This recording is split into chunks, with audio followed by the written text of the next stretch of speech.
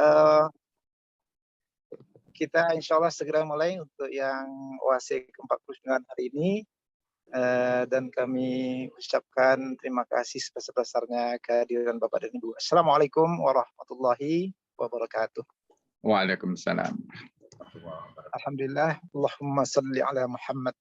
Kita hari ini sudah berada bersama narasumber yang kedua nih Bapak dan Ibu semua, bersama Ustadz Dr. Budi Handrianto. Ini adalah sesi kedua bersama beliau, dan insya Allah hari ini kita akan membahas satu topik yang sangat memotivasi.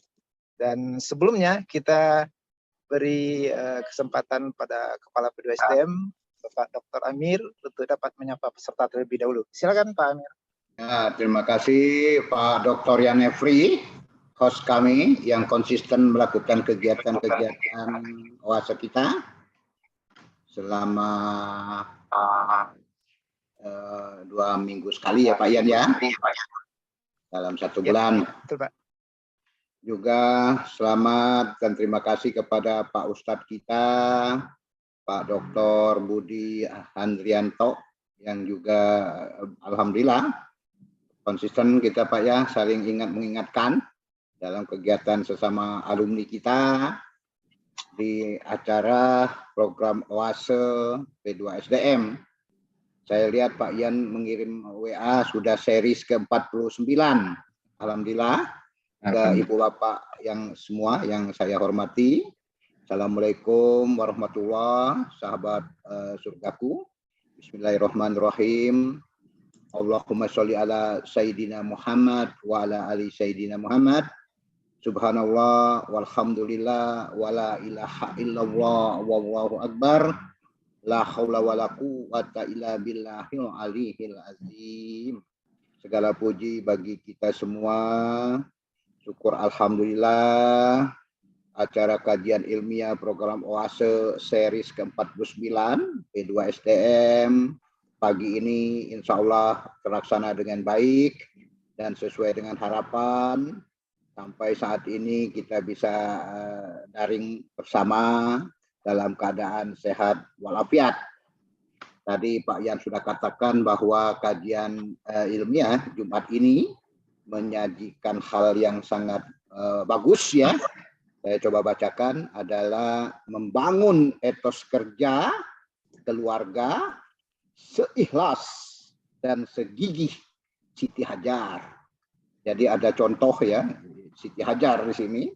Mudah-mudahan kepada Al Mukarrom Ustadz Dr. Insinyur Budi Handrianto yang kita mintakan memberikan petua-petua berdasarkan Al-Quran dan Al-Hadis, karena kita konsisten bahwa OASE kita basicnya adalah Al-Quran dan Sunnah Nabi.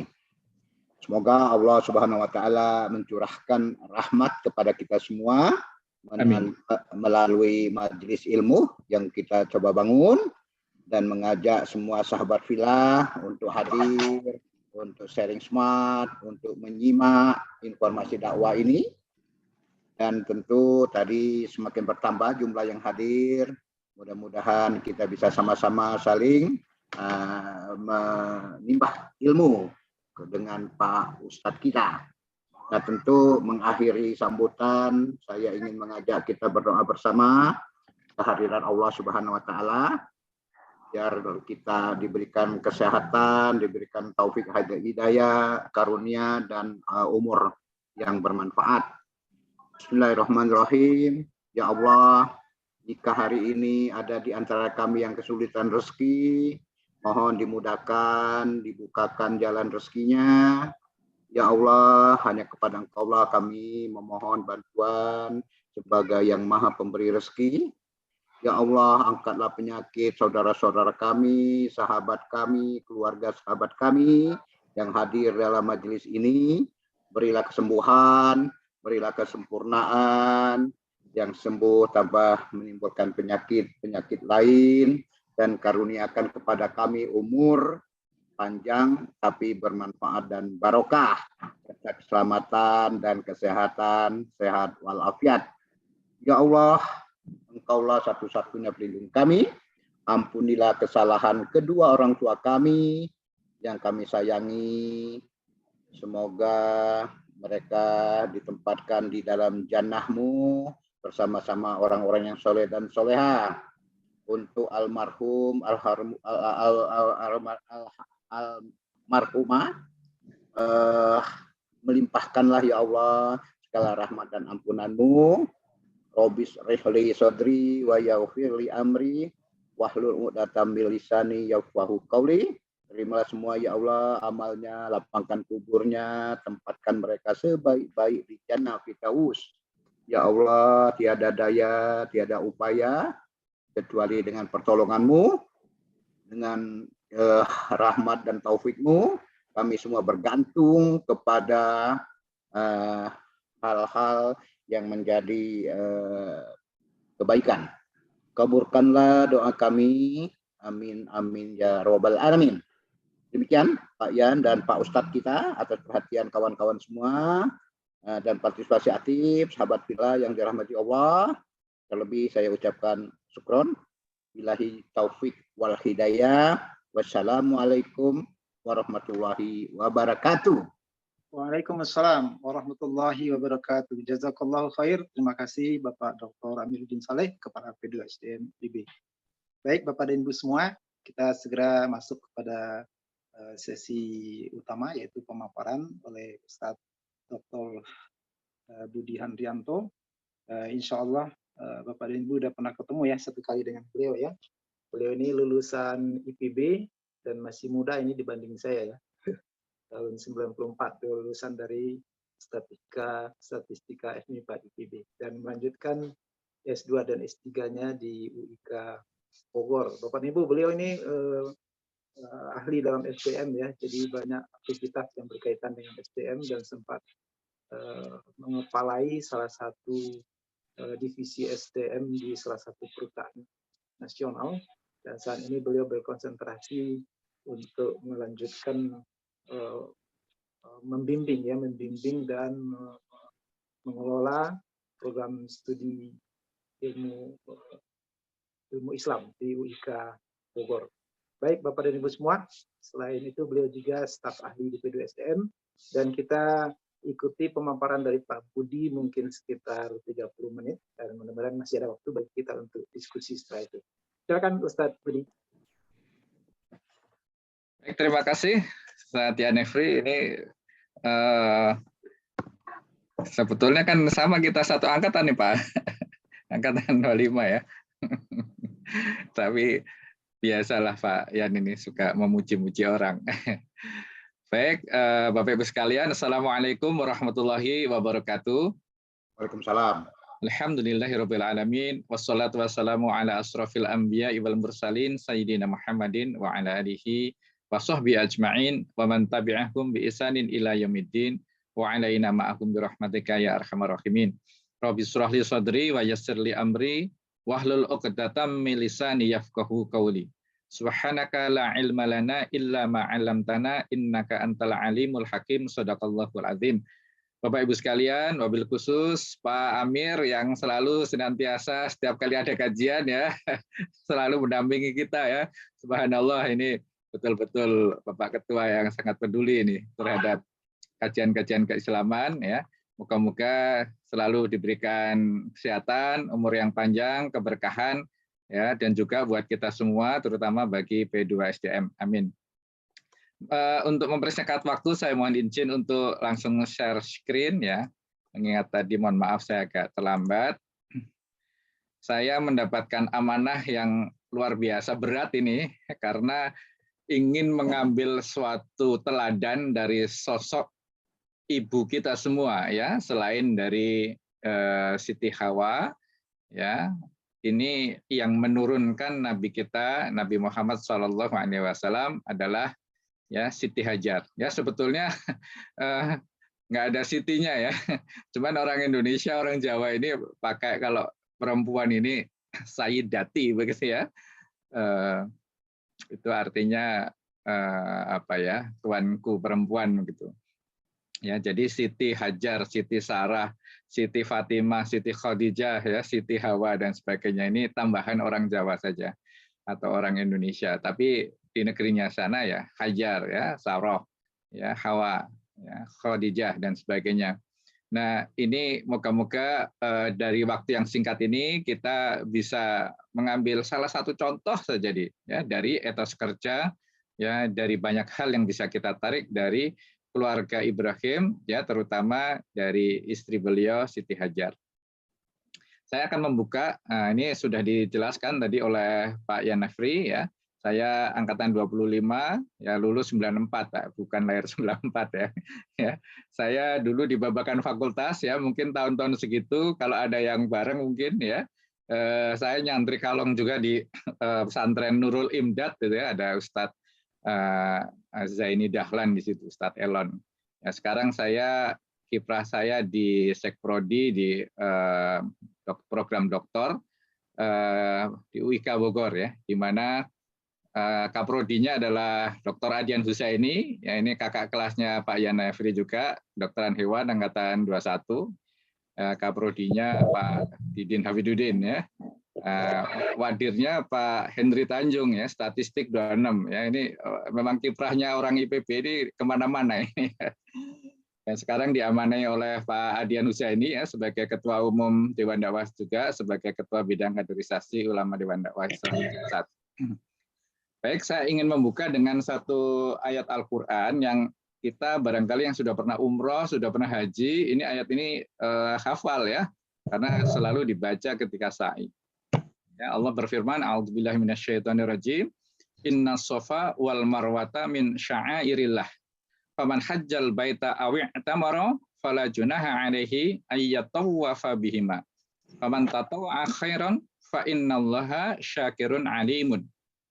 Ya, sesungguhnya Safa dan Marwah, kalau kita pernah ke Tanah Suci, ada dua bukit, ya, yang tidak terlalu jauh, ya, itu satu bukit, ya, ada agak menjulang begitu. Sekarang letaknya ada di dalam Masjidil Haram, ya, jadi tidak menyerupai bukit, ya, semacam kayak apa, ya, bangunan begitulah, ya, agak meninggi gitu. Ada Safa, ada Marwah, ya, dan di sini dikatakan dalam surat Al-Baqarah 158 ini, Safa dan Marwah ini merupakan syiar Allah, ya, merupakan bagian dari syariat, ya, yang nanti akan dinamai dengan syai, itu bagian dari syiar Allah. Ya. Kemudian faman hajjal baita, barang siapa yang berhaji, al-baita ini sebetulnya ringkasan dari Baitullah, ya. Ya, barang siapa yang berhaji di Baitullah, ya, atau di Ka'bah Baitullah, awi'tamara, atau berumrah di sana, fala junaha alaihi, maka tidak ada, ya, dosa baginya. Ya, jadi agak aneh nih, ya, kalau kita melihat kenapa Allah mengatakan barang siapa yang haji dan umrah di Baitullah tidak ada dosa di sana, ya, ayyatawafa bihima. Ini bukan bertawaf, ya, Pak, ini kan yang bertawaf di antara keduanya, ya. Tawaf di sini bukan makna terminologi tapi makna harfiah, ya, yaitu berjalan di antara, ya, Bukit Safa dan Bukit Marwah, atau yang kita namakan, ya, sekarang ini dengan sa'i, ya. Jadi bukan tawaf yang muterin Ka'bah 7 kali, bukan, ya. Jadi Allah berfirman, barang siapa yang berhaji dan umroh di Baitullah, tidak ada dosa baginya mengerjakan sa'i di antara keduanya. Artinya berlari-lari kecil antara Safa dan Marwah. Kalau melihat redaksinya memang terasa aneh, tapi kalau melihat sejarah turunnya ayat ini, mungkin kita akan paham. Di mana di zaman jahiliyah, ya, kita tahu bahwa haji ini syariat terdahulu, ya, syariat sebelum Nabi Muhammad, ya. Jadi Nabi Isa juga ada haji dan seterusnya, ya, mulai dari Nabi Ibrahim itu. Nah, ketika mengalami penyimpangan, maka hajinya orang-orang Arab jahiliyah itu diwarnai dengan kemusyrikan, kesyirikan, ya, bahkan ada kemaksiatan di situ seperti, ya, tawaf dengan telanjang, sa'i dengan, ya, tanpa berbusana dan sebagainya. Itu membuat para sahabat ketika mendapatkan perintah untuk haji umroh dengan sa'i agak enggan gitu. Ini benar nggak ini, kan? Karena apa? Amalan-amalan sa'i itu dilakukan oleh orang-orang kafir jahiliyah juga sebelumnya, ya kan ini sudah masa Madinah ya. Tapi sebelumnya itu ya ketika masa-masa jahiliyah Islam masih belum hadir atau di awal-awal Islam juga, itu sa'inya orang-orang Arab jahiliyah itu ya digunakan untuk kemaksiatan. Makanya Allah menurunkan ya fala junaha alaihi ayyatawafa bihima. Faman tatawwa khairan fa innallaha syakirun alim. Nah, ini penting juga ya, meskipun tidak ada kaitannya dengan tidak ada kaitannya dengan umroh atau haji. Maaf, saya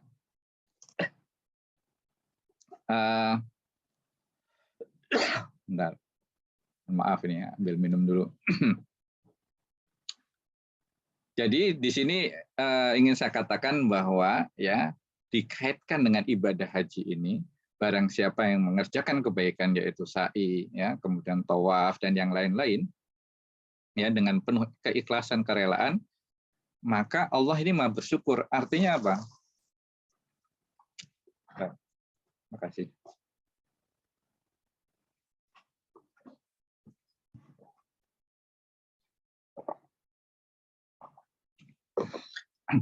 Jadi Allah akan memberikan ganjaran pahala kepada orang yang melakukan sa'i, yang mana ini adalah prototipe kegiatan dari Siti Hajar pada waktu itu. Dan Allah maha bersyukur itu artinya begini, manusia manusia melakukan kebaikan, Allah memberikan pahala buat manusia itu yang melakukan kebaikan.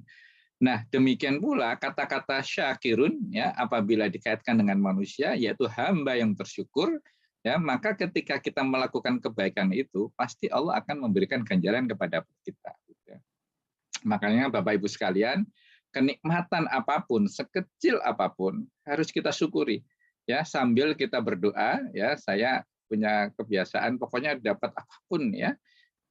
Ingat bahwa ini nikmat, langsung berdoa. Ya Allah, ikatlah nikmat ini pada diriku dan tambahkanlah. Ya, sebagaimana dalam surat Ibrahim, la in syakartum la azidannakum. Ya. Baik, kita akan masuk ke materi ini. Ya, sebentar lagi insya Allah akan Idul Adha, yang jualan sapi sudah mulai ya di grup-grup WA kita sudah banyak bertebaran untuk berkorban. Nah, tapi kita ingin membahas di momen Idul Adha ini tentang keteladanan Nabi Ibrahim. Ya, jadi ini subhanallah ya, ini bapak para nabi ini yang disebut oleh para ulama ini mempunyai banyak segmen untuk kita contoh. Ya, mulai beliau bagaimana menasihati ayahnya yang pembuat patung, kemudian berdebat dengan Raja Namrud, kemudian bagaimana peristiwa kurban itu sendiri ya dengan Nabi Ismail, kemudian meninggalkan Nabi Ismail dengan Hajar yang nanti kita akan bahas. Itu banyak segmen yang kita bisa kupas tuntas yang bisa berjam-jam ya. Tapi kita akan bahas tentang Siti Hajar saja dan kita ingin mempelajari etos kerja yang dicontohkan oleh beliau. Ya. Kita review sebentar ya, mungkin Bapak Ibu sekalian sudah sering ya mendengar tentang kisah beliau ini, tentang Siti Hajar ini. Jadi setelah Nabi Ibrahim ya menikah dengan Siti Sarah dan tidak mempunyai anak ya, sudah sekitar umur 70-an barangkali gitu ya. Maka Siti Sarah menyarankan ya Nabi Ibrahim untuk menikahi Siti Hajar ya. Ini memang informasi tentang keluarga Ibrahim ya kita banyak dapat dari Taurat maupun Injil, maka harus hati-hati kalau membaca ya. Ada nggak yang diriwayatkan oleh Nabi Muhammad dan para ulama-ulama kita? Ya, mereka pun hati-hati ketika mengutip riwayat-riwayat yang Israiliyat. Ya, kalau kita membaca kitab Kejadian gitu ya di Taurat atau di Injil ya, mungkin yang paling banyak di Taurat ya. Kalau di Bible yang Kristen itu memang tidak terlalu banyak.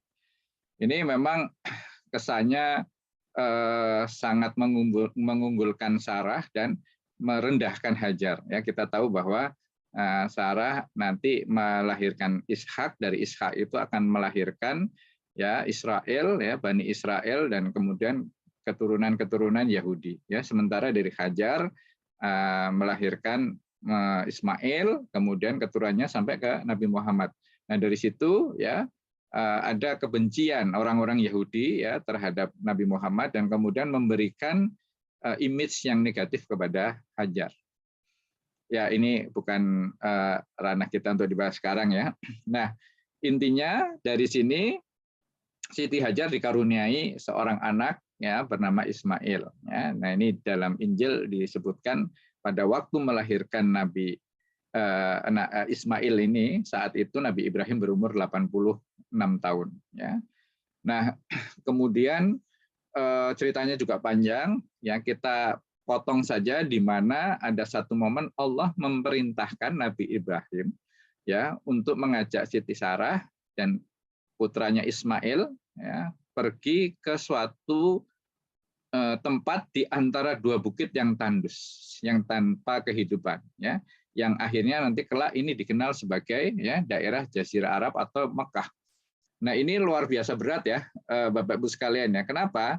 Sebelumnya Nabi Ibrahim ya dengan Siti Sarah dan Siti Hajar itu tinggal di Syam ya. Jadi awalnya itu mereka tinggal di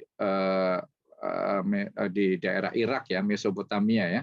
Kemudian hijrah ke Mesir ya. Di Mesir itu mendapatkan ya gangguan lah ya dari Raja Mesir atau Fir'aun Mesir itu, dan kemudian kembali ke Syam ya di daerah Babilonia. Nah, dari situ kemudian Nabi Ibrahim ya diperintahkan untuk membawa Hajar dan Ismail yang waktu itu masih dalam susuan untuk dibawa ke Mekah ya. Yang kalau kita lihat peta itu ya, itu daerah perdagangan itu ya dari Irak ke Persia lah ya kalau dulu itu ya, Persia kemudian Syam ke Mesir dan seterusnya ya, ke atas ke daerah Romawi dan sebagainya. Nah, ke bawah itu yaitu ke Jazirah Arab, itu daerah yang memang tidak disentuh oleh orang, bukan jalur perdagangan, bukan jalur lalu lintas transportasi. Ya, artinya daerah hitam lah gitu.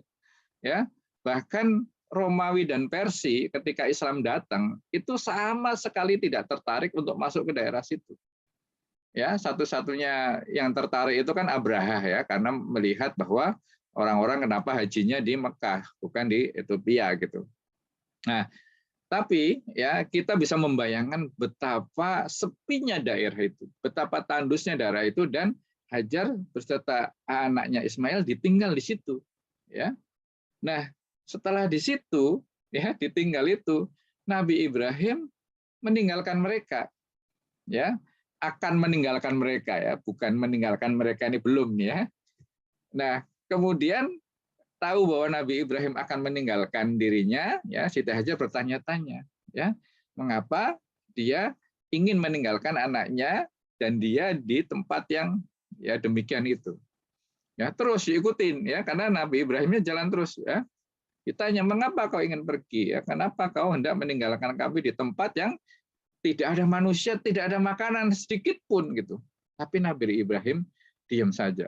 Nah, sebagai seorang istri yang solihah, ya langsung mengambil kesimpulan, ya apakah Allah yang memerintahkan hal ini padamu? Ya, karena tidak mungkin suami yang baik, suami yang soleh ini berbuat tidak patut, gitu kan? Istilahnya gini, kalau mau mencampakkan Hajar, ya sudah dicerai saja di Babilonia, ya kan? Kenapa harus dibawa ke tempat ya dari Syam, Yordania sana ya, ke Mekah ya? Dari Madinah ke Mekah saja yang sama-sama Jazirah Arab ya, kaum muslimin waktu itu hijrah, itu kan jauh sekali ya. Kita kalau nggak salah kalau naik bus itu 6 jam ya. Saya waktu haji masih naik bus itu, jadi cukup lama itu dari Mekah ke Madinah. Nah ini ke sana lagi ke Jordania, ya dibawa ya, di situ dikisahkan bergantian Nabi Ibrahim dan Hajar menggendong Ismail dan perbekalan itu, ya. Nah kembali ke masalah tadi, ya Siti Hajar langsung nembak bahasanya gitu kan. Apakah Allah yang memerintahkan hal ini kepadamu? Ya, Nabi Ibrahim pun menjawab iya. Ya. Jadi jawaban iya itu saja sudah langsung menenangkan Hajar. Ya, jika demikian Allah pasti tidak akan menyanyiakan kami. Kalau ini sudah perintah Allah, kalau ini sudah takdir dari Allah, ya Hajar yakin. Ya, ini keyakinan ini penting buat kita. Ya, terutama buat kita saat-saat menghadapi musibah, saat-saat mendapati sesuatu yang nggak enak atau tidak sesuai dengan ekspektasi kita, ingat-ingat Hajar, bahwa ketika ini keputusan dari Allah, maka ini udah pasti baik. Kita punya rencana, Allah punya rencana. Kira-kira bagusan rencana kita atau rencana Allah, gitu kan? Ya pasti jaya rencana Allah. Sungguh pun itu tidak enak pada awalnya. Pada awalnya ya, pasti.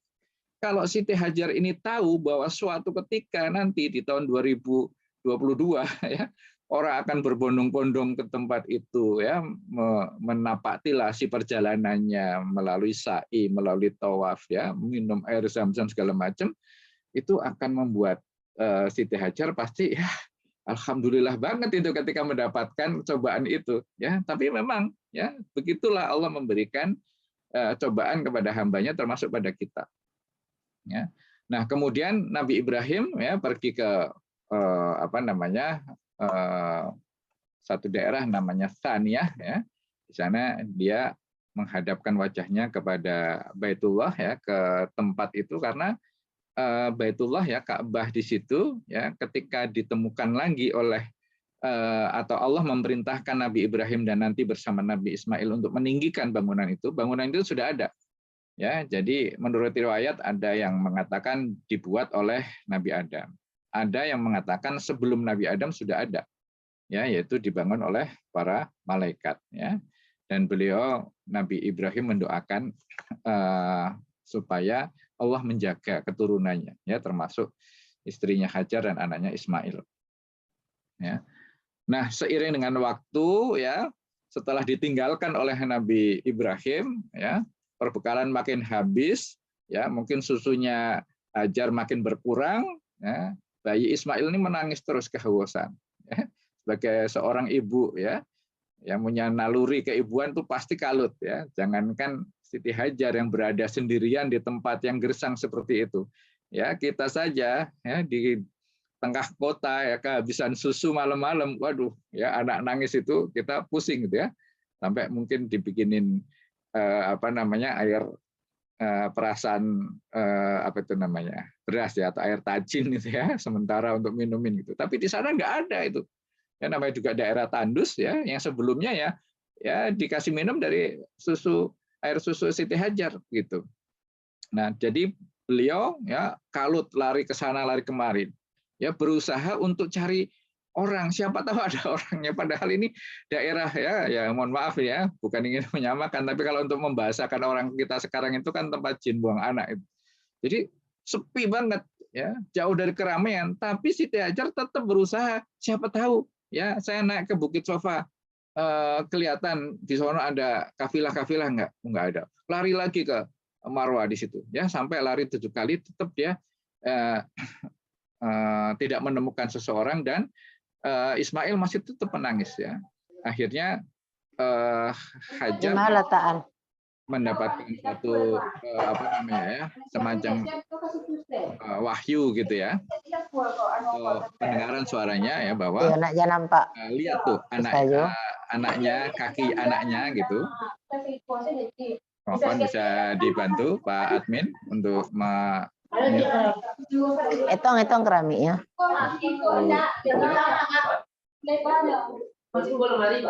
Mohon bantuannya Pak Admin. Iyo kece ibu di situ lemari itu sepindahan ke situ. Iyo. Mohon Ibu Ice. Iya. Mohon Ibu Ice bisa di mute suaranya Bu. Dari admin bisa Pak. Ya terima kasih. Ya, ada banyak cerita ya, ada kisah misalnya malaikat Jibril turun ya, mengepakkan sayapnya atau ngedor-ngedorkan kakinya ini ya, tapi yang ada dalam kitab Ibnu Katsir itu kakinya Ismail ya yang memukul-mukulkannya ke tanah, dan kemudian dari situ ya memancar mata air ya. Kemudian Siti Hajar mengumpulkannya ya sambil mengatakan zumi gitu ya. Akhirnya sumur itu dinamai dengan sumur Zam-Zam ya. Tindakan Siti Hajar yang ya berlari-lari kecil ya untuk mencari atau untuk mendapatkan orang untuk dimintai bantuan antara Bukit Sofa dan Marwah, itulah yang sekarang kita napak tilasi ya dengan nama sa'i ya. Dan kemudian kita tahu bahwa daerah itu menjadi daerah yang ramai ya, yang dengan air Zam-Zam ini ya kita bisa melihat inilah salah satu mukjizat yang bisa kita lihat ya, dari sumur yang kecil itu bisa memberikan minum demikian banyak setiap hari ya, setiap saat ditimba atau dikeluarkan airnya. Nah, hikmah dari kisah Siti Hajar ini ya, pertama keikhlasan dalam menerima takdir Allah. Ya, ini bisa kita jadikan teladan ya. Jika datang suatu ketentuan dari Allah, kita yakin kita sudah on the track, sudah melaksanakan semua yang Allah perintahkan. Ya, sudah dengan niat yang baik ya, tapi hasilnya Allah memberikan sesuatu yang berbeda, maka ya ini kita yakin ini takdir dari Allah. Ya. Demikian pula ya, kalau kita mempunyai satu keinginan yang keinginan ini demikian kuat ya, kemudian kita sandarkan kepada Allah ya. Dah pokoknya apa yang Allah pilihkan kepada saya itu yang terbaik. Ya. Ini ada sebuah kisah yang mungkin Bapak Ibu sekalian sudah pernah mendengar. Ada seorang laki-laki yang pergi umroh ya, dan dia berdoa, doanya hanya satu ya. Ya Allah, saya jomblo ya, saya ingin mendapatkan jodoh ya dengan berdoa di Masjidil Haram itu. Nah, tapi yang unik adalah saya ingin jodoh saya ya wanita yang cantik, wanita yang kaya, wanita yang pinter gitu. Ini laki-laki biasa ini ya Bapak Ibu sekalian, tapi ini doanya doa doa spesial istimewa ini. Tapi kalau sudah ya Allah mentakdirkan sesuatu ya dengan hati yang ikhlas ya pasti akan dapat. Nah, ini keikhlasan dalam menjalani takdir Allah ini dilakukan oleh laki-laki ini ya. Begitu dia berdoa di multazam ya, di tempat-tempat yang mustajab di Masjidil Haram ini, kemudian dia menyerahkan semuanya kepada Allah. Ya, keikhlasan inilah yang nilainya tinggi. Ya, dan kemudian tanpa sengaja qadarullah dia ditabrak sama kendaraan. Ya, berat jatuh pingsan. Ya.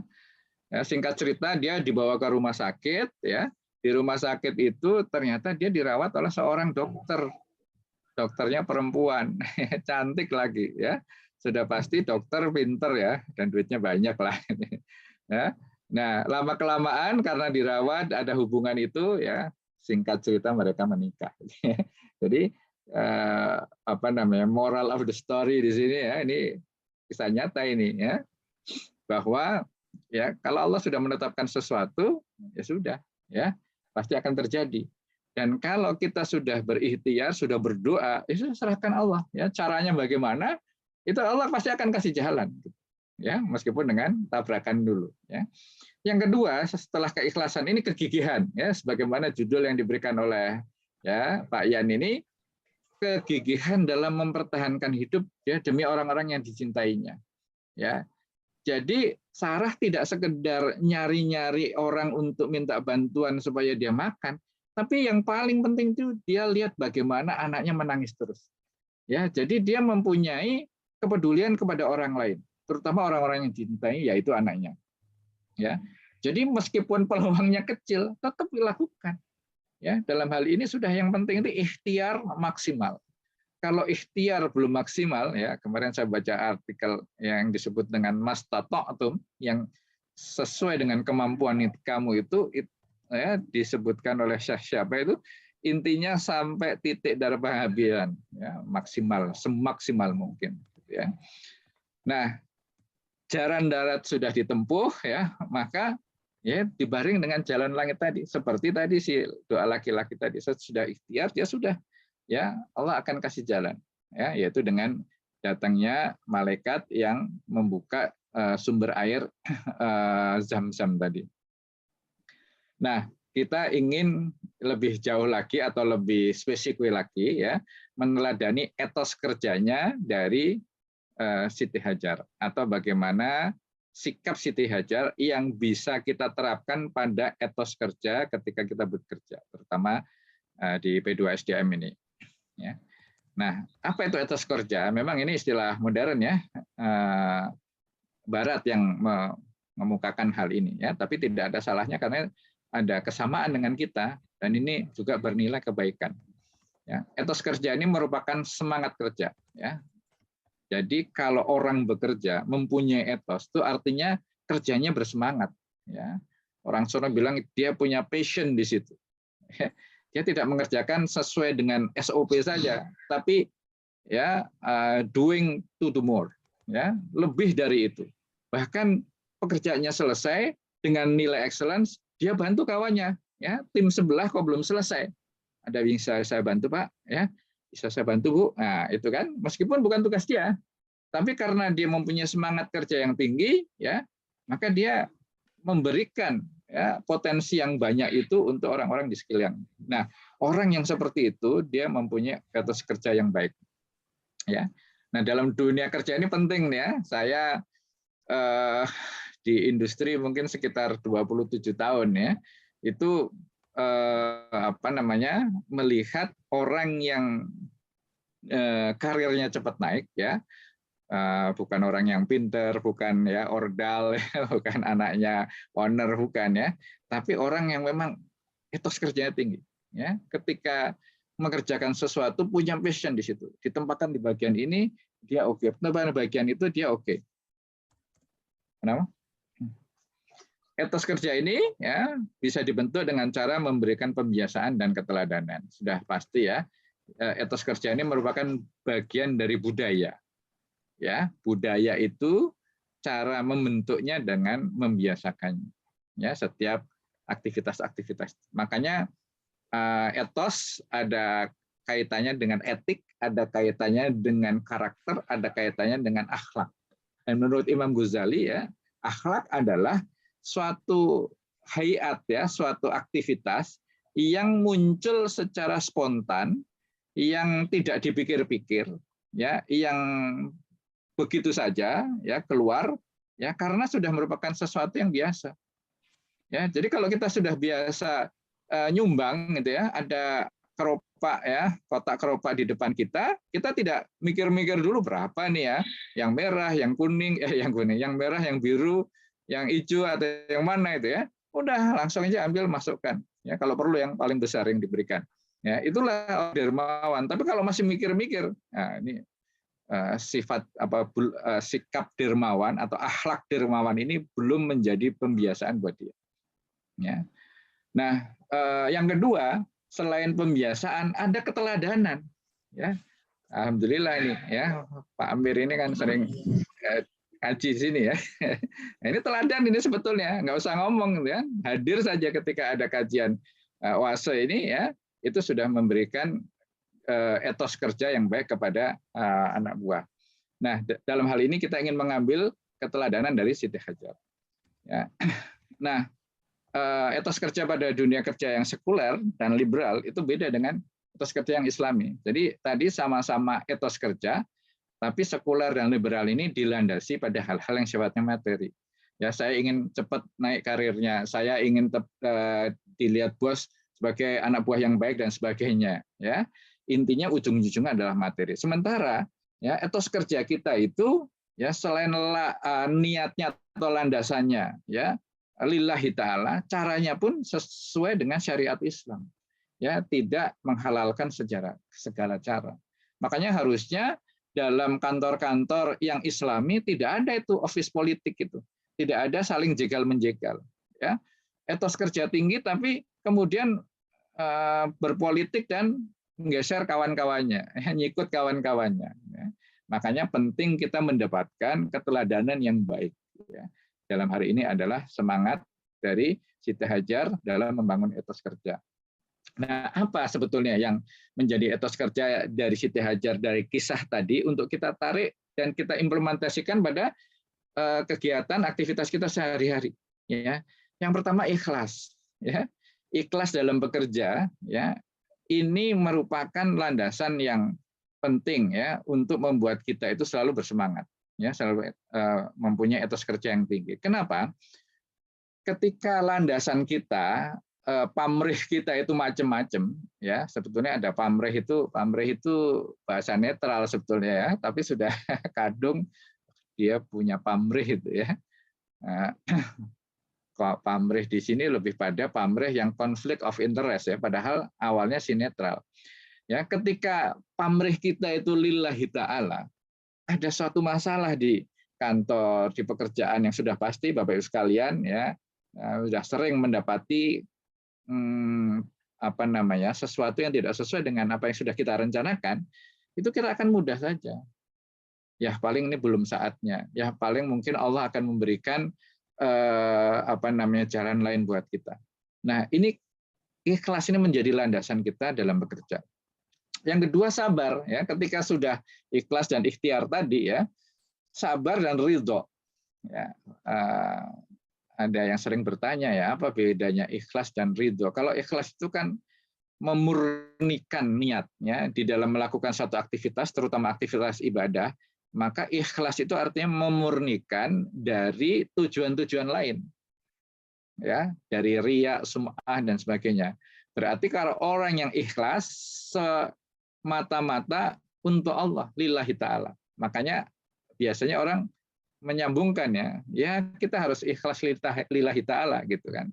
Nah, kalau ridho itu, ya, dia menerima apa-apa yang Allah takdirkan itu bahwa itu adalah hal yang terbaik.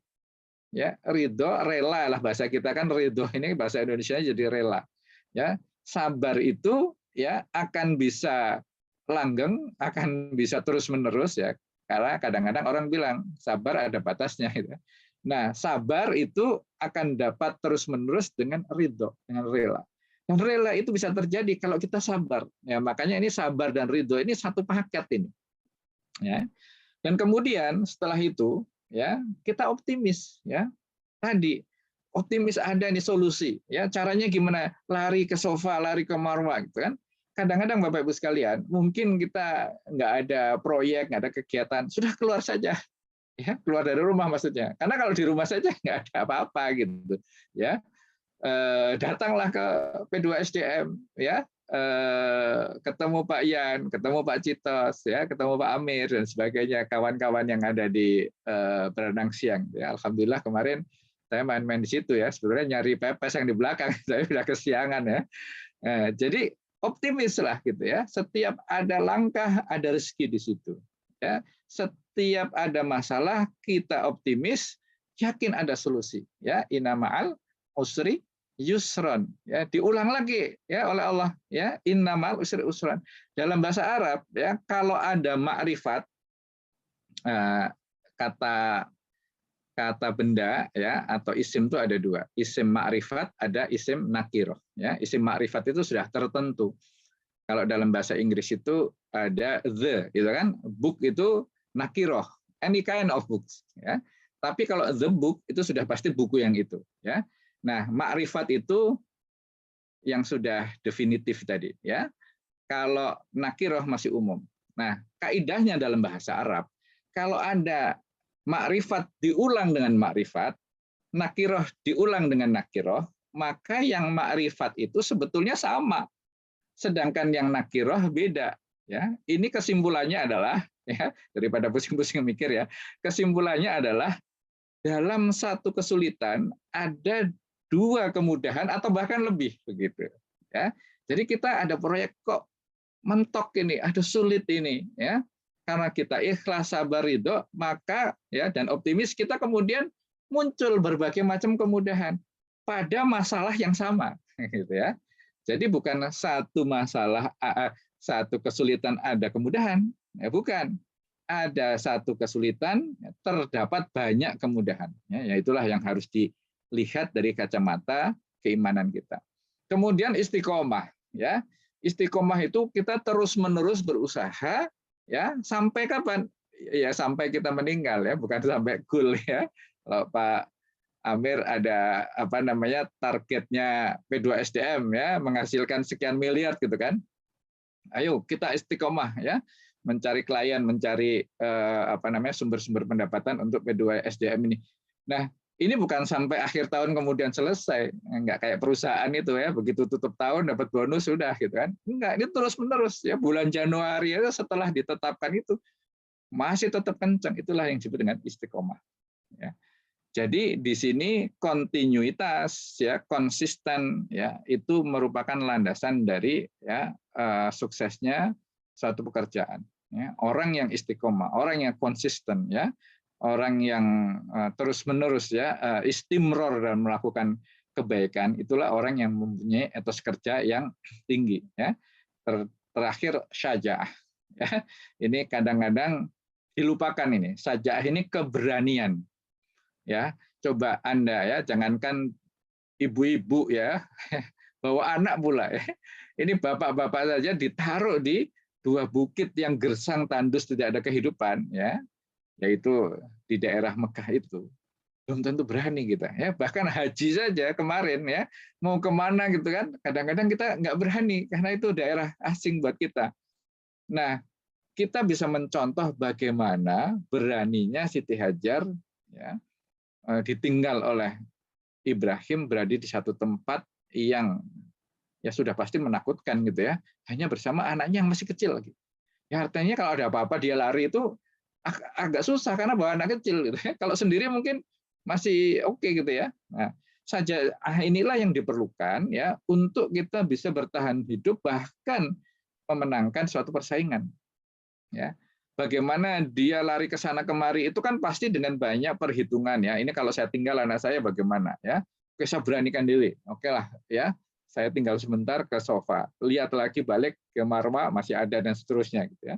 Inilah yang harus kita tanamkan ke dalam diri kita ya, bahwa pentingnya suatu etos kerja dalam kita beraktivitas ya. Saya ingat apa yang ada di dalam dunia pendidikan ya, insya Allah kita semua sebetulnya di P2SDM ini bagian dari pendidikan ya. Apa yang disampaikan oleh Profesor Mahmud Yunus ya. Ini mungkin Bapak Ibu sekalian sebagai khotimah mungkin sudah pernah mendengar ini ya, kalimat atau mufrodat ini, yang kemudian Profesor Mahmud Yunus ini mempunyai murid, salah satunya adalah ya Imam Syarkasi yang kemudian mendirikan Gontor ya. Makanya santri-santri Gontor ini hafal atau jadi patokan ini ya. Al-madatu Muhammadun walakin natoriqatu ahammu minal madah.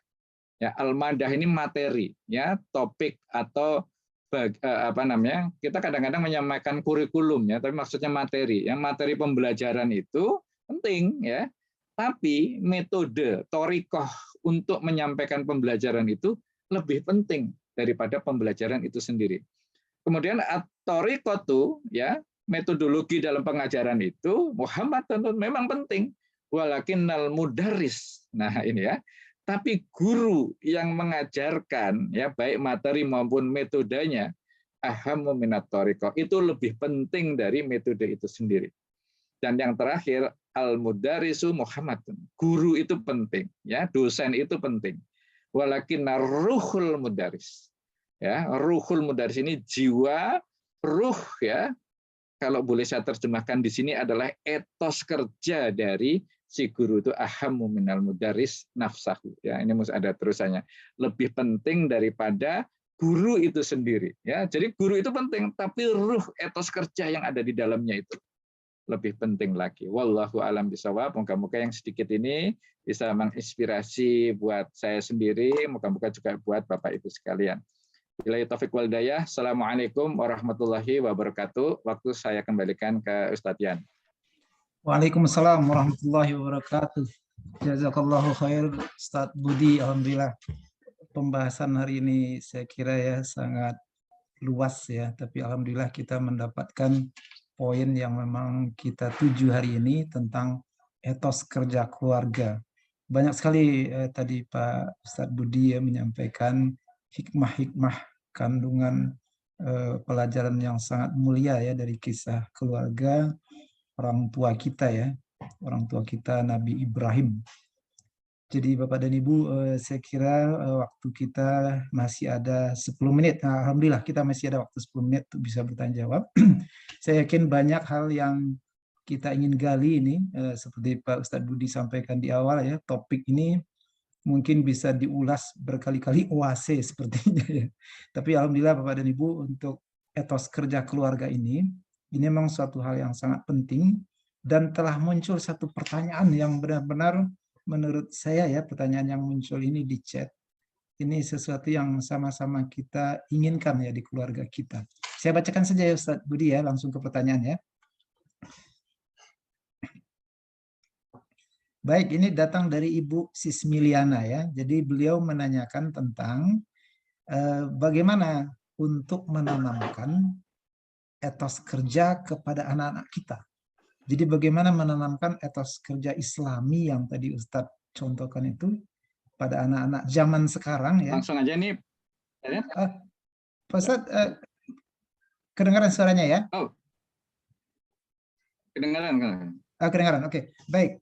Jadi kita langsung ke pertanyaan yang disampaikan Ibu Sismiliana, Pak Ustadz. Jadi beliau menanyakan apa yang perlu kita tanamkan pada anak-anak agar memiliki etos kerja Islami. Jadi memang kondisi ini saya kira dialami oleh banyak orang tua hari ini ya, bahwa anak-anak itu cepat menangkap, apalagi yang berkaitan dengan teknologi, cepat mereka bersosialisasi, namun mereka agak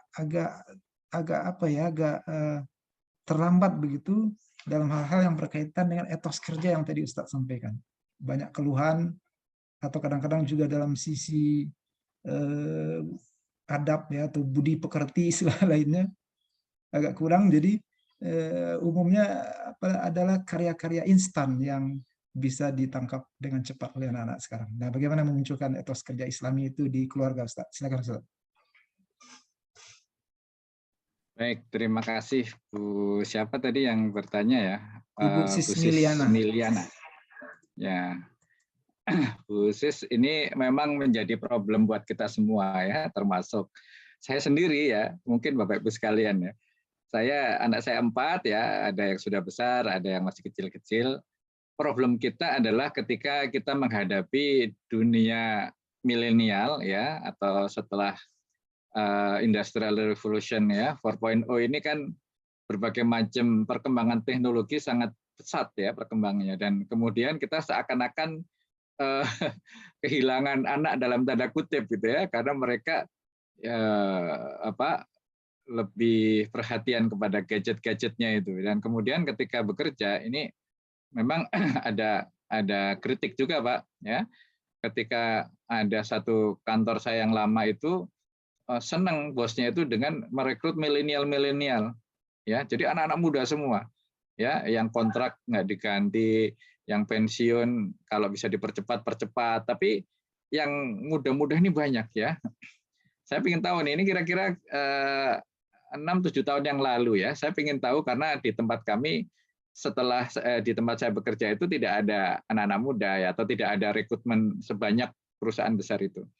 Jadi rupanya Pak, ada kreativitas yang muncul ya, misalnya untuk memantau ya, ini perusahaan ini ada di Aceh sampai ke Sulawesi ya, ada puluhan ya, mungkin hampir 100 anak perusahaan ya, dibuat satu ruangan kayak di link room itu, dan semua parameter itu bisa dilihat di ruangan itu, ada TV gitu ya, seperti saya bayangkan kayak di NASA gitu ya. Nah itu dari situ ya, pimpinan masuk sudah bisa ngelihat, oh ini produksi di daerah ini turun, oh ini bagus dan sebagainya ya.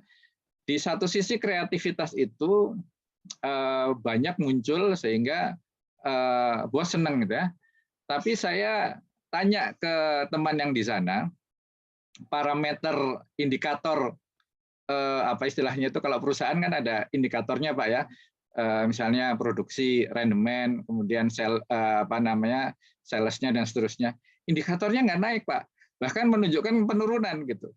Misalnya rendemen pabrik gitu ya, kok turun gitu. Dengan adanya seperti itu ya, saya karena sangat berminat terhadap perkembangan milenial itu, saya cari itu kan.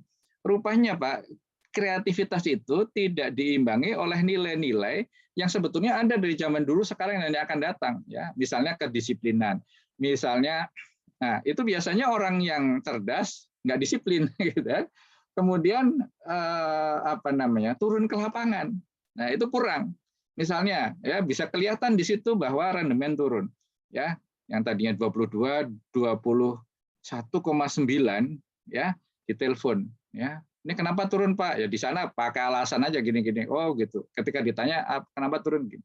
Kemudian turun lagi, telepon lagi, jawab lagi, telepon lagi, jawab lagi. Ya sampai akhirnya dalam beberapa bulan itu jeblok ya rendemennya. Padahal zaman dulu ya pakainya radio saja Pak. Setiap pagi itu ada radio 5 meteran itu ya untuk mengecek produk di sana. Ya begitu jam 6 tahu produksi, ya itu ya manajer produksinya sudah langsung disuruh ya, dinas luar. Jadi langsung itulah yang kalau di Jepang itu namanya gemba, ya gembato. Jadi setiap permasalahan harus diselesaikan di tempatnya itu. Tidak bisa ditelepon, tidak bisa pakai video call dan sebagainya. Nah itu diantara yang tadi disebutkan ya untuk etos kerja. Kreativitas naik, tapi untuk etos kerja yang lain enggak gitu ya. Nah ini untuk pekerja ya. Tapi kalau untuk anak kita, Bapak Ibu sekalian ya di rumah, ya memang ini pure dari kitanya sendiri. Ya. Pertama kalau mau diurut ini ada 6 lah kira-kira bisnis ya. Pertama itu kita ngasih tahu. Ya, jadi jangan anak itu tahu sendiri, tahu dari sosmed ya. Jadi baik dan buruk itu kita yang harus ngasih tahu pertama kali. Ya, harus begini dan jangan begitu. Ya, istilahnya laksanakan semua yang Allah perintahkan dan tinggalkan apa yang Allah larang, itu harus datangnya dari kita. Ya, guru pertama anak-anak itu harus kita. Ya, memberikan satu pelajaran. Ya. Nah, ini kalau di dalam dunia kerja ini orang ini di training, Pak. Nah, ini maaf ya karena pendidikan anak saya biasanya agak semangat, agak lama dikit ya, nggak apa-apa ya Pak Yan ya. Nah yang kedua, setelah kita memberitahu bagaimana istilahnya itu aturan mainnya, yang kedua ini yang sulit ya Pak, yaitu memberi dan menjadi contoh. Ya, kalau kita ngomong ayo nak kita sholat ke masjid, ya kan? Berarti kan kita ngajak anak sholat ke masjid. Jangan sampai azan, udah azan tuh, ya kamu ke masjid duluan ya, Bapak belum selesai nih laporan. Nah, itu hanya memberi contoh, tidak menjadi contoh. Ya, memberi contoh itu orang lain lah gitu ya. Itu mbok kayak anaknya tetangga sebelah itu loh. Kalau belajar rajin itu memberi contoh. Tapi yang menjadi contoh itu yang berat, yaitu kitanya yang sebagai contoh itu. Ya. Ngomong ngaji-ngaji tidak pernah ngaji ya, kamu jangan pegangan gadget terus, kitanya pegang gadget terus, itu gimana mau ngasih tahu. Nah itu yang kedua ya. Yang ketiga adalah memberi kesempatan anak untuk terekspos. Nah ini kadang-kadang Pak ada bapak ibu yang merasa sangat protektif terhadap anak, tidak memberi kesempatan untuk terekspos dengan dunia luar ya, exposure-nya itu kurang. Jadi apa gunanya jadi orang baik tapi kemudian hanya ada di rumah saja, dan ketika kita nanti meninggal anak itu keluar masyarakat itu lebih bahaya ya. Jadi diekspos, diajak ke sana kemari ya, kalau bapaknya kerja kadang-kadang datang diajak ke kantor gitu kan. Kalau sedang silaturahmi ke rumah teman kadang-kadang diajak supaya terekspos ya. Ya ini mau ya kita ajari dulu ya. Nanti kita mau ketemuin ya di rumah saudara ya. Biasanya itu tanya-tanya tuh, kamu lulus mau kemana gitu kan. Sampaikan juga ya, mohon doanya ya Om, mohon doanya ya Budi. Nah itu bagian dari kita memberikan pendidikan ya. Dan yang keempat adalah law enforcement ya. Jadi memberikan exposure tadi disertai dengan law enforcement itu artinya kita awasi terus Bapak Ibu sekalian. Artinya kalau dia bagus kita kasih rewards ya. Kalau ya dia melenceng dari apa yang kita katakan di awal, kita kasih contoh itu ya langsung kita tegur begitu. Itu bagian law enforcement ini yang kadang-kadang kalau kita sibuk ntar dulu deh ya, nanti kalau saya sudah selesai baru saya kasih tahu. Nah itu nggak boleh ya. Prinsip law enforcement itu ya, atau reward and punishment, stick and carrot, itu sekecil apapun harus cepat ya. Lebih bagus kecil tapi cepat daripada gede ya tapi lama. Ya, misalnya anaknya juara kelas, ya juara 1 gitu ya. Datang bawa rapot, Pak, saya juara 1 Pak. Ya bagus, sambil kita ngetik terus. Terus hari Minggu kita beliin sepeda harga yang mahal. Nah, anak nggak kerasa gitu. Tapi kalau kita berhenti sebentar, juara 1 ya, ayo sebentar, semua dipanggil seluruh anggota keluarga. Kita makan bakso di luar yuk, gitu kan. Ini kita makan bakso karena adik juara 1. Wah, itu lebih mengena daripada dapat sepeda itu. Karena prinsipnya apa? Cepat. Ya, jeda waktunya jangan terlalu lama. Kemudian itu yang utama ya. Yang kemudian yang kelima adalah berdoa. Ya, doakan anak. Ini sudah pasti dilakukan. Dan yang terakhir ya adalah sabar. Ya, sabar ini tidak ada batasnya sebagaimana doa. Ya, sampai tua, sampai menjelang wafat kita terus mendoakan anak-anak kita. Dan kita masih terus bersabar. Ya, makanya kalau bilang sabar nggak ada batasnya itu ya. Pak, anak saya nggak benar-benar ya sabar dulu. Kan Anda sudah melakukan semuanya itu, ya kecuali belum. Kalau belum, ya diperbaiki lagi. Wallahu alam, ya moga-moga bisa menginspirasi ya Pak Yan ya. Terima kasih Ustaz. Ini masih ada pertanyaan, tapi waktu kita sudah habis. Mungkin sebaiknya saya beri kesempatan 1 ya Ustaz ya. Mohon Silakan. saya kepada... waktunya kosong ya, jadi nggak masalah. Tapi Bapak Ibu saya yakin sibuk ini. Iya, kalau gitu kita beri kesempatan 1 ya kepada Ibu Komariah Ahmad. Silakan Bu, bisa langsung to the point pertanyaannya. Terima kasih Pak Yan. Mohon maaf nih. Ya, silakan. Assalamualaikum warahmatullahi wabarakatuh. Pak Waalaikumsalam. Budi, Masya Allah bahasanya itu tepat sekali untuk ibu-ibu terutama. Ibu-ibu ini kan kerjaannya, kemudian kedisiplinannya biasanya lebih istiqomah lah dibandingkan bapak-bapak gitu ya. Karena mungkin katanya kalau bapak-bapak itu hanya bisa fokus pada satu hal. Kalau ibu-ibu itu dalam waktu yang bersamaan bisa beberapa hal itu bisa. Nah ini kadang-kadang kata ibu itu siapa Dahlan itu Aisyah Dahlan. Jadi saya baru memahami itu Pak Ustadz, sehingga kadang-kadang hal-hal kecil gitu ya yang tadinya menjadi bahan bahan diskusi yang seru, akhirnya sekarang kita memaklumi dengan adanya perbedaan antara laki-laki dan perempuan gitu. Nah, yang saya tanyakan begini. Dikala kan saya kebetulan anak-anak tuh udah ada nikah semua nih Pak Budi. Alhamdulillah. Dikala pada saat itu ya saya merasa salah gitu maksud saya, karena bapaknya sibuk, kemudian saya yang berperan untuk kamu sekolahnya di sini gitu. Tapi alhamdulillahnya bapaknya tuh yang ngikutin aja apa kemauan ibunya gitu. Nah terus terkesannya tuh bagi saya efeknya itu anak itu merasa mamanya ini terlalu perfect gitu, sehingga dia ke saya itu agak berbeda dengan ke ayahnya. Kalau ke ayahnya itu kayaknya itu sayang. Nah, ini apakah memang salah asuh atau gimana ini Pak Ustadz? Tapi nyatanya anak-anak itu semuanya lulusan pondok ya, alhamdulillah. Kemudian S1 semua juga tanpa kesulitan gitu. Nah saya merasa salahnya di situ gitu. Gimana itu Pak Ustadz sebetulnya yang baik? Terima kasih. Assalamualaikum warahmatullahi wabarakatuh. Waalaikumsalam warahmatullahi. Ini kan berarti baik. Ini langsung ya Pak Yan. Ya, mohon maaf saya langsung jawab aja. Jadi ini kan saya lihat nggak ada masalah ya, anak-anaknya baik-baik saja, sudah sarjana, lulusan pondok, insya Allah baik ya, seterusnya ya Bu. Kalau memang ada kekurangan ya di dalam berbakti kepada orang tua, begitulah ya, agak membedakan antara sang ayah dan sang ibu, itu masih tugas kita untuk memberitahu kepada mereka. Ya seperti tadi Bu, memberitahu, memberi contoh. Kalau kita masih ada orang tua, ya enak ya. Jadi kita ngasih contoh bagaimana ini saya itu berbakti kepada ibu saya, orang tua saya ini. Kemudian ya tadi ya berkumpul dengan dia dan seterusnya, dan jangan lupa berdoa dan bersabar. Ya. Ibu ini sebagai informasi, ibu saya, ya ibu kandung saya itu usianya 91 tahun.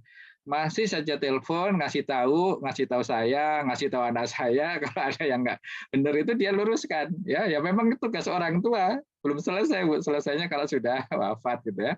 Jadi ketika anak itu membedakan berbakti antara ibu dan bapak, kita yang sadar ya kalau misalnya bapak itu sibuk ya, kita yang berperan untuk selalu untuk memberitahu ya. Begitu Bu, insya Allah nggak ada masalah.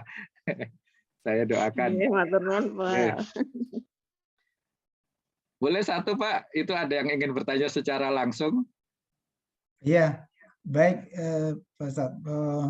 Mungkin boleh satu ya, satu lagi mungkin ya. Ya, silakan yang bertanya satu langsung ke pokok pertanyaan, silakan.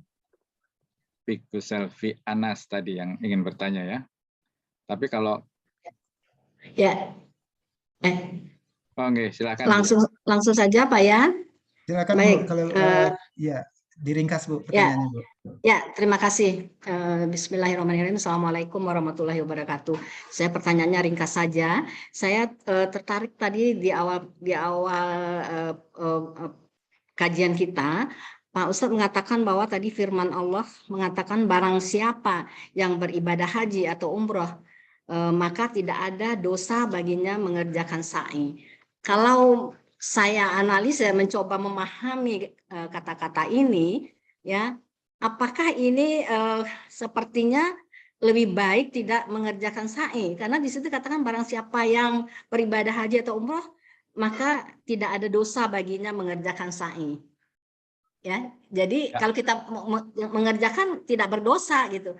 Kok saya kata-katanya ini menurut saya apakah kita itu lebih baik tidak mengerjakan gitu. Ini yang terbayang bagi saya ketika membaca kalimat ini ya. Walaupun sekarang ya kita melaksanakan ritual Siti Hajar itu diwajibkan untuk ibadah haji. Nah, yang ingin saya tanyakan kepada Pak Ustadz adalah apakah ada firman Allah yang mengatakan bahwa sa'i itu diwajibkan bagi yang beribadah haji dan umrah?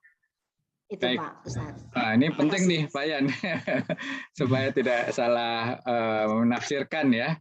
Jadi landasan sa'i adalah apa yang disampaikan oleh Nabi Muhammad dari hadis sahihnya yang berbunyi, khudu manasikakum, ambillah dari kalian manasikku.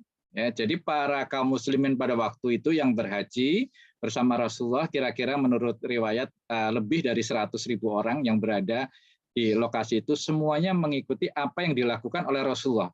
Ya kan mulai dari berniat di tempat-tempat itu sudah ditunjukkan oleh Rasulullah. Kemudian bagaimana cara memakai kain ihram dan seterusnya termasuk ibadah sa'i, tawaf, lempar jumrah dan seterusnya. Jadi itu yang disyariatkan oleh Allah. Ini satu hal bahwa sa'i itu wajib dilakukan ya. Itu nanti hukumnya silakan mengacu apakah itu wajib, apakah itu fardu, itu ada yang membedakan ya. Kemudian bagaimana dengan ayat tadi? Nah ini Bapak Ibu sekalian penting kita lakukan bahwa dalam menafsirkan Al-Qur'an pertama gampangnya Bapak Ibu sekalian membaca kitab tafsir saja karena sudah ada ahli tafsirnya ya. Ini pesan saya, jangan langsung letterleh kepada makna arti dari kata-kata itu. Tadi sudah kami sampaikan bahwa memang kalau kita melihat ayat ini secara bunyi letterleh saja aneh gitu. Kok tidak berdosa? Ya berarti nggak usah, nggak apa-apa ya gitu. Nah, salah satu syarat orang mampu menafsirkan ya adalah menguasai ilmu ulumul Al-Qur'an. Salah satu di antara ilmu ulumul Quran adalah ilmu tentang asbabun nuzul.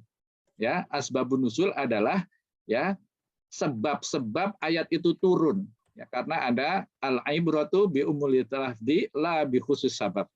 Ada yang karena sebabnya ada di situ, ada juga yang dibalik ya. Sebab ayat turunnya ini ya, maka alasannya itu atau bisa berlaku secara umum. Nah, tentang sa'i tadi, Bu, ya, para sahabat tuh awalnya enggan melakukan sa'i karena pada waktu jahiliyah itu sa'i itu dilakukan secara maksiat oleh orang-orang kafir, ya.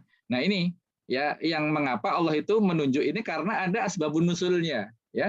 Bukan perintah untuk tidak bersa'i, ya.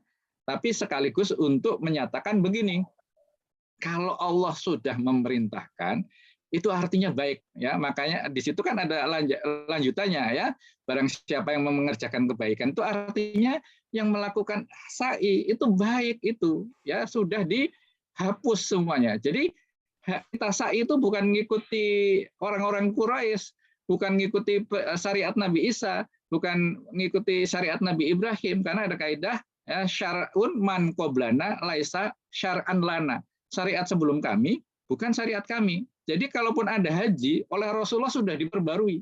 Jadi syariat haji bukan karena Nabi Ibrahim, tapi karena Rasulullah yang meneruskan, dan itu sudah diperbarui oleh ayat-ayat dan hadis-hadis yang lain. Begitu ya. Moga-moga bisa dipahami. Tapi kalau misalnya mungkin membutuhkan keterangan lebih lanjut, boleh Pak Yan, teman-teman semua yang belum terjawab untuk kita berdialog di grup ya.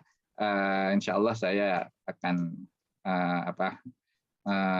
bisa membersamai teman-teman semua. Terima kasih. Saya kembalikan Pak Yan. Baik, terima kasih Ustadz. Terima kasih Bapak dan Ibu semuanya. Jazakallah khair. Materi yang hari ini cukup luas Bapak dan Ibu. Kita mendapatkan poin-poin yang banyak ya hari ini. Dan memang masih banyak pertanyaan di chat, tapi silakan ya, ada Ete Nurdani dan lain-lainnya yang ada di chat ingin bertanya. Nanti kalau ada yang memang ingin ditanya langsung WA ke saya, nanti insya Allah saya coba respon bersama Ustadz, nanti kita sampaikan di chat saja nanti. Ya, kemudian Bapak dan Ibu, poin-poin ya tentu saja sangat banyak tadi ya kita dapatkan. Satu hal mungkin ya, sebegitu banyaknya poin-poin yang utama hari ini tentang istiqomah, saya kira itu satu hal juga yang sering didiskusikan dalam berbagai macam topik. Nah, memang ada contoh nih Bapak dan Ibu, jadi OAC ini kan sekarang 49 ya, kita berharap memang OAC ini akan terus ada, karena memang hanya sekali 2 pekan gitu. Jadi oleh karena itu, di sini sebetulnya penyegaran sebetulnya begitu. Dan mudah-mudahan salah satu ini adalah istiqomah. Istiqomah itu kan boleh sedikit ya, yang penting terus-menerus begitu. Ada juga yang mencoba Bapak dan Ibu belajar makna Al-Quran satu huruf, dan itu sudah mereka lakukan 2 tahun lebih ya, dan masih di halaman-halaman awal di surat Al-Baqarah gitu, satu persatu. Dan ternyata itu dampaknya memang luar biasa. Jadi ada pemahaman terhadap ayat-ayat Al-Quran itu mulai familiar terasa, dan sekarang mereka lanjutkan dengan menghafal. Jadi 1 pekan mereka menghafal 1 ayat. Jadi misalnya pekan ini yang dihafal apa? Zalikal kitabu la raiba fi hudal lil muttaqin. 1 ayat saja. Nah, jadi Bapak dan Ibu ternyata yang mereka lakukan setelah beberapa lama ini, itu hafalan meningkat. Jadi mungkin sudah 2 halaman dia sudah hafal gitu ya. Dibanding dengan kalau kita tidak ada keistiqomahan dalam menuntut ilmu ini, kemungkinan hafalan kita ya tamat SMP saja gitu kan. Umumnya begitu ya. Setelah SMA biasanya nggak nambah tambahan surat lagi untuk hafalan. Sehingga umumnya kaum muslimin hafal surat itu 10, 11, 12, paling topnya 16 sih. Nah, Bapak dan Ibu, ternyata ini ya kunci istiqomah yang dijelaskan oleh Ustadz salah satunya hari ini. Ya, istiqomah itu memang membawa dampak yang luar biasa meskipun kecil. Baik Bapak dan Ibu semuanya, mudah-mudahan kita di OAC ini salah satu menjadi media tambahan Bapak dan Ibu. Kami aturkan terima kasih sebesar-besarnya atas kehadiran Bapak Ibu sampai OAC ke-49 ini. Dan sebelum kita tutup, mohon Pak Amir dapat memberikan sedikit ucapan terima kasih digital ya kepada Ustadz Budi. Silakan Pak Amir. Pak Jubar bisa dibantu, Pak Jubar ditampilkan.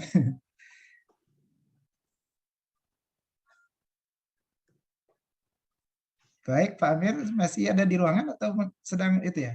Sudah tidak ada. Oke, baik kalau begitu saya mewakili ini Pak Ustadz Budi, mohon dapat diterima ya, meskipun melalui digital nih ucapan terima kasihnya. Terima kasih Pak. Ini kemarin saya kurang 0, sekian di BKD saya. Masuklah dari ini apa PDSDM ya. Alhamdulillah pas siap di assess sama Pak Rektor. Baik, jazakallah khair Ustaz. Dan Bapak Ibu semua kami kembali haturkan terima kasih sebesar-besarnya, dan mohon maaf ini agak termakan waktu hari ini ya, sekitar 12 menitan dari yang biasa kita jadwalkan. Kita tutup kajian kita hari ini dengan membaca doa kafaratul majlis. Subhanaka Allahumma bihamdika asyhadu an la ilaha illa anta astaghfiruka wa atubu ilaik. Dan Bapak dan Ibu, semoga kita bisa ketemu kembali di OAC ke-50, dan jika berkenan silakan share undangan setiap kali ada kajian ini ke karib kerabat kita. Mudah-mudahan ada manfaat meskipun kita hanya share saja ya. Katanya kan share info juga berdampak juga pada penambahan pahala ya Ustaz Budi ya. Amin ya. Wasilah. Amin. Ya, Ibu Aida, Prof Aida, atau bisa kami pilihkan. Oh iya, ada Prof Aida ini. Ya, kita pilihkan. Terima kasih Pak Ustaz. Makasih Pak Ustadz, luar biasa. Mohon izin. Pak Yan, mohon izin Pak Yan. Terima kasih Pak Ustadz, Pak Yan. Silakan Bu Eti. Terima kasih Bu Eti, Silakan. terima kasih. Nur. Mudah-mudahan bisa hadir lagi nanti ya Bu. Saya izin juga ya Pak Yan ya. Ya, mohon izin. Assalamualaikum. Waalaikumsalam Bu Nur, mudah-mudahan bisa hadir nanti lagi Bu. Ya. Izin live Pak Yan, ya. terima Pak kasih